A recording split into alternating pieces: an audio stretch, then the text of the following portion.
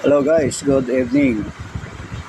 Today's video guys ay ituturo ko sa inyo kung paano mag-clear history kasi yung YouTube ay nag-iba ang forma. So wala yung library. So paano natin magawang mag-clear history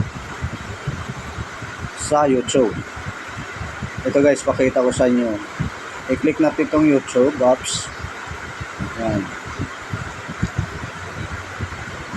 Yan. Andito na siya guys ang profile natin, oh. Nag-iba na ang forma. So wala yung paano tayo pag-clear history. Kasi dito sa taas wala na. Wala rin yung library dito sa ibaba. Nagpalit na sila. So paano tayo makapag-clear history? Tingnan natin itong profile natin guys. Click natin. Yan, yan. Yan, wala. So, kahit na-click natin yung profile natin, wala din. Wala din dito. Wala din yung library. Itong tatlong dot, try natin. Click. Baka nandyan. So, wala rin. So, ang gagawin natin guys, back natin sa home. Itong YouTube apps, pindutin nyo ng medyo 2 seconds, ganon. Paglabas niyan, ganyan. Diinan mo lang siya, no? I-click natin yung apps info. Apps info. Yan. Paglabas niyan, ayan na guys, oh. First stop, disable.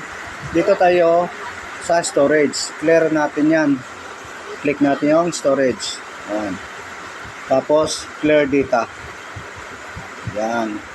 Tapos, okay natin. Yan. Yan na guys. Tapos na yan.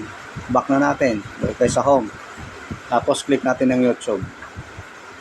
Nakita natin yung profile natin. Yan. Yan ang library. Oh. Andun na yung profile natin. Nagbalik na sa normal.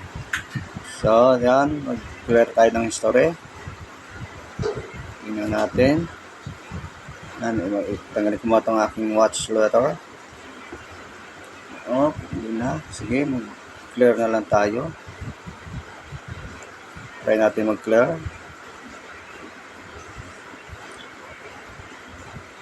Yun. Clear history.